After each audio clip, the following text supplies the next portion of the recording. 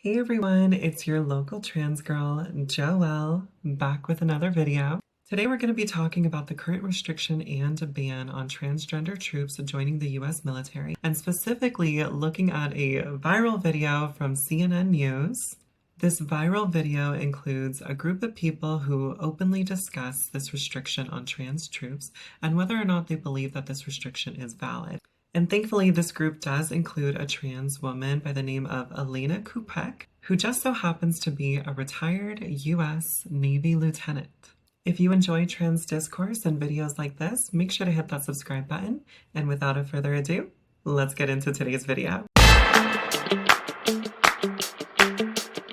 So for those of you that are unfamiliar with this situation, on January 20th of this year, President Donald Trump revoked Biden's order and issued another order requiring Secretary of Defense Pete Hegseth to put into effect a ban on individuals with gender dysphoria. This ban would essentially disqualify anybody who has ever been diagnosed with gender dysphoria or has ever undergone medical treatments to treat gender dysphoria from joining or serving in the military. While this is currently an item that is being challenged in court, the Supreme Court allowed the Trump administration to enforce this executive order.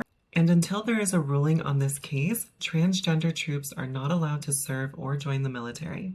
This ban, unfortunately, puts thousands of people at risk, stripping them of their jobs and positions and their health care. And until further ordered, they're left vulnerable. All right, let's go ahead and get into this video and see what they have to say. The main argument, Alaina, that the Trump administration is making here is that that allowing transgender troops to serve hurts lethality and it hurts readiness. What do you say to that? Well, there's no evidence of that. Yeah. I think that it's so interesting that we live in a world that loves to preach about innocent until proven guilty, and yet we literally have a president who is enforcing bans and restrictions on a marginalized group of people without any documentary evidence. And instead of innocent until proven guilty, we have transgender troops who are being forced to provide evidence as to why they are competent and capable of serving in the military when there was never any evidence presented to begin with to ban them from the military. I think that, if that was the case, we've seen transgender people serving honorably for the last several years. And what has changed between now and then? They've just woken up to a new administration who has a different outlook on their ability to serve. So I think that, if you talk to people who are serving on active duty alongside transgender troops, they're not making these complaints. The leaders in the military are not making these complaints. These are political complaints about military service. These bans are coming directly from the Trump administration, and none of these complaints are coming directly from other service members or military officials. If they can't produce evidence that this actually does, in fact, have an impact on readiness, I mean, how is this not then just discrimination? Well, it's the opinion of the commander-in-chief. They literally just admitted it. This whole ban, this whole restriction is solely based off of the opinion of the president. No evidence, no facts, no complaints. Literally just one man's opinion is enough to restrict an entire marginalized group of people from serving in the military, apparently. So far, this argument isn't looking too good for the conservative side. Who, according to our Constitution, is the head of the military. I mean, regardless of anyone's opinion or anybody's, whatever side you're on, whether you're for it or against it, at some juncture, the president is the commander-in-chief of the military, and he has and should have broad latitude to determine how the armed forces should be operated. And so I think that's what he's doing here. I think that's ultimately what the court said today was the president is the commander-in-chief, and we gotta respect that. I think it's interesting that he gestured to her as he was saying, regardless of your opinion, when it's only one man's opinion. It's the president's opinion that transgender troops should not be able to serve in the military because he believes that they are incompetent and a distraction. And somehow he believes that this small fraction and group of people are somehow prohibiting our military from being able to act at its best, which doesn't make sense. To her point, if there's not a downside, and it's been going on for years now, and just presenting your argument to them. Yeah. What is the argument other than Trump, Hegseth, just doesn't want trans people in the military? Well, I mean, I think that the president, we'll ultimately see. I think that's why the court is allowing the president to move forward with this until it works itself through the court system. Maybe the Supreme Court will be the final arbiter here to say, yeah or nay, you can do this. But ultimately, I think the court is showcasing deference to the executive, saying that, look, you're the president, you're over the military. You do, for the most part, get to sort of dictate the standards of our military. Okay, is he gaslighting us? Because he didn't answer the question. We see right through you. I'm sorry, I can. What if the president wakes up tomorrow and says, I don't want any black people in the military? Do we give deference to him on that? No, wait a second. It's not ridiculous. It's not ridiculous because you are discriminating against a group of people in a very similar way. No, I knew you were going to say that. Excuse me, well, I'm glad you said that. I believe that's fine. I'm curious, why is it ridiculous? I mean, you just said the president should be the one who just decides. Right. So if he decides, wakes up tomorrow and says, I think it's bad for morale, it's bad for cohesiveness, for there to be black people in the military, Latino people in the military, just in her hypothetical scenario, what's the difference between that and what we're seeing here? What is the difference? I don't get why they're acting like it's a ridiculous statement, as if we don't have a clear history of that. Sir, answer the question. Are you really going to go down this ridiculous? I'm just. I'm sorry. I mean, this is ridiculous. This is a ridiculous argument. Well, How? How is it ridiculous? Answer the question. The President and Secretary of Defense have an argument here. They believe that readiness and unit cohesion and overall operations of the military are impacted by this. That is their opinion, and that is the opinion of the Commander-in-Chief, who the Constitution gives broad latitude to run the armed forces. So that's their opinion. You're allowed to have one. You're allowed to have one. You're also allowed to run for president, become Commander-in-Chief yourself. But until you do, I he's the Commander-in-Chief. have to just say, I didn't hear an answer to the hypothetical, right? That's I just didn't hear it. I love how they just circle right back to the fact that this is indeed an opinion of one man and not based on any documentary evidence. They can't seem to answer this question, likely because there is nothing to back up these claims. Okay, the definition of discrimination, according to the American Psychological Association, discrimination is the unfair or prejudicial treatment of people or groups based on characteristics such as race, gender, age, or sexual orientation. What is the difference between, prohibiting certain groups like transgender people from serving versus, people based on their race or even their gender? I personally think there's a difference, and I'm just going to leave it at that. I mean, we can't be serious here. Okay, sorry, can we take a moment to look at his face there when she started to ask that question? He was just like, I'm not gonna have an answer for this. And then the moment that he tried to flip it back to be like, well, it's just my opinion. I love her face at the end where she's just like, I know you ain't playing with me right now. She really looking at him like, you really think I'm this dumb, huh? So far, I love this mediator because she is genuinely trying to figure out where are these restrictions coming from and why are they being proposed. And so far, they're not giving her much to work with. Do you believe that race and are you saying that the quality of race and the quality of transgender are the same? I'm just asking the question because I think you're making there's a distinction, but you're not explaining why. Literally. They asked a valid question earlier. Why is it different when we're talking about discriminating against someone's gender identity as opposed to someone's race or ethnicity? And instead of answering the question, they've continued to deflect and are now pushing it back on the people who initially asked the question. But that was literally their question to begin with. How is it different? Why is race and ethnicity held to a higher standard? You've made the argument twice that the Commander-in-Chief's opinion is all that matters. You've said that twice now. Well, so the Constitution, yes. So if he wakes up tomorrow and says it's not okay to be gay or lesbian in serve, because that's his opinion, there's nothing to back that up. They meet the physical standards. They meet the intellectual standards. They have voluntarily decided to serve their country, to give their life for this country. So many of us don't have to. That it's the opinion without any basis in fact that's what matters more than the Constitution of equal rights and equal protection.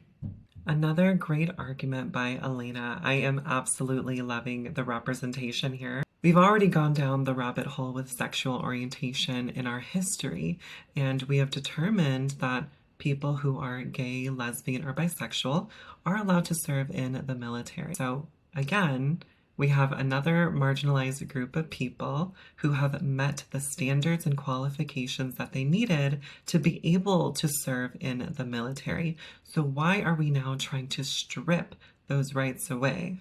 There's a few things that bother me about this, and mostly it was the language of the policy, right? When reading at some of these words, transgender people as inherently untruthful, undisciplined, dishonorable. That's like a very weighty thing to say about people who are courageously deciding to protect this country. I'm really excited to see what else she has to say. Problem, Scott, is that it's never enough. It's bathrooms today. It's sports today. It's sports tomorrow. It's the military today. Well, it's also sports today, by the way. Yeah, it is sports today. And 80% of Americans agree, by the way. Oh, that's fine. And 80%, guess what? The majority sometimes is wrong. That also happens, right? Because the majority used to believe that Dr. Martin Luther King Jr. was somebody who was a threat and somebody who was not a good American. The majority of people used to be against civil rights. Were they right? No, they weren't. And so the whole point is when you target one group, and inevitably that line moves to everybody else. And I'm not saying he's coming for black people tomorrow, but considering that this is a military or this is a leadership that is already using DEI as code word for black people already when it comes to the military, suddenly when you don't protect the most vulnerable, you wind up making it worse for everybody else that's in the marginalized community. You don't think trans people are vulnerable in this country? She ate with that argument. That Scott Jennings guy, or whatever his name is, pisses me off. Like, the fact that he was trying to throw in, like, the majority agree, as if the majority agreeing on something is enough reason to strip away rights from a group of people, especially a marginalized group of people that only makes up 0.6% of the population, not even 1% of Americans. And this is exactly why politicians love to throw trans people underneath the bus for political gain. Most people haven't had the opportunity to sit down and talk to a trans person about their experience or to be able to see what they're like. So it's easy to discriminate against someone you don't know anything about. So is it your position that the commander-in-chief should recruit people who you're describing as vulnerable into the... No, he should recruit people who want to serve and protect this country. And it's really kind of ironic considering he dodged the draft that he suddenly has an opinion about it. Vulnerable is not the same as weak. Just because the trans community is vulnerable or at risk does not mean that they are not capable or qualified. The reason why she's saying that trans people are vulnerable is because our rights are vulnerable. Because we make up less than 1% of the population, it is easy for politicians to weaponize that. And because many people have never had an interaction with a trans person, it's easy for them to pass bills and laws harming them because they don't see the effects and repercussions of them. Politicians are fear-mongering this issue to distract voters from the issues that actually matter. Instead of talking about things that actually matter, we're here talking about whether or not less than 1% of the population can serve in the military when they have met the standards and qualifications to do so. Alaina, you pointed this out. This is going through the court system. The other side has the opportunity to present evidence. Except for tomorrow, there should be thousands of people who wake up and get processed out. The harm will be done. And I certainly understand that. But again, there's still an opportunity for it to continue through the proper process. Okay, but they wake up tomorrow without a job, being removed from their commands. Operational readiness will be impacted. And so there's commands that are going to be left without leaders. There's going to be real life implications for theaters around the world where our military is protecting this country. And for what end? So Alaina, I guess my point is, if a strong enough evidence is presented throughout the court process, all the way up to SCOTUS, and it's ultimately believed, okay, hey, the other side has enough evidence where we can't rule in favor of the executive, then the executive, I believe, would respect that decision. But we have to allow this thing to move forward and see what else. It doesn't make sense that transgender people have to provide documentary evidence as to whether or not they are qualified to serve in the military when they have already met the standards and qualifications to do so. But yet here we are, forcing trans people to continue to provide evidence as to why they deserve equality, when the people who are trying to pass restrictions and bans on those very people haven't provided any documentary evidence to support their claims. Make it make sense. Did you serve after you had transitioned, or No, I served before my transition. so you weren't in during your No, at all? No, Okay. I came to know that I was transgender while I was serving with a top secret and above clearance, and I knew that I couldn't pass my polygraph test, and so I had to make a tough decision. Do I stay true to my character, my values, my integrity, or do I choose to leave this role and live a private life? And so I think that the challenge is that the injunction was to allow people to continue to serve while the courts played out, right? So there would be no harm done to these folks, giving the courts an opportunity to work through these issues so people wouldn't lose their jobs. Now they're going to wake up tomorrow without jobs. They can't just come back in for serving 22 years, waiting for this court case to work its way through for 6, 9 months, 2 years. So you hadn't so was there a prohibition on you transitioning while you were in the military? Tell me you didn't hear a single thing she said without telling me. She's offering a very valid and real argument here. Like, people will be impacted, military readiness will be impacted, people's jobs and livelihoods will be impacted, and we are here playing with people's lives just because of one man's opinion. We're stripping people of their jobs, we're stripping people of their stability, and we are keeping people from being able to serve when they have already proved that they are capable of doing so. Back in that time, there was a ban against serving if you were the don't ask, don't tell policy. Yeah. This was in the mid-90s. This was in the mid-90s. Yeah. For those of you who are unfamiliar with the Don't Say Gay bill, that is essentially a U.S. military policy back in the 90s that allowed LGB people to serve in the military as long as they did not disclose or engage in that activity while serving, which is essentially discrimination at the time, because what do you mean you're keeping people from being themselves just so that they can serve in the military and put their lives on the line for this country? The Commander-in-Chief and the Secretary of Defense have to decide comprehensively about troop levels, troop readiness, and unit cohesion, and overall recruitment. They're actually quite happy with recruitment right now. But there's never been a military standard that transgender people have not met. So the military standards have not been lowered for people who are transgender. And I think that this may be a misconception made by people as well, especially when we're talking about DEI and inclusion. Some people are of the mindset that the qualifications have somehow been lowered to allow DEI to take place, but that is not true. These people are qualified and meeting the standard qualifications that everyone else has to undergo and meet in order to be in the military. You know, Alaina was serving, left because of this policy. How many people is it okay to lose who are competent, who are doing their jobs because for reasons like that? I mean, at the time, she could have been a gay or lesbian, and it probably would have been the same result as well. I mean, I think that's why ultimately they ended Don't Ask, Don't Tell. I mean, I think Discrimination. I think It's discrimination. He keeps making these faces as if it's not a realistic or valid question, but they are. the Commander-in-Chief and the Secretary of Defense have to decide comprehensively about troop levels, troop readiness, and unit cohesion, and overall recruitment. They're actually quite happy with recruitment right now. And I think that's the issue here. And the courts that have looked at this issue in depth have said this is pure animus, that there is no evidence of this. So if you actually take the rhetoric out of it and look at the issue at its heart, all the courts say the same thing. So I think that's the travesty here.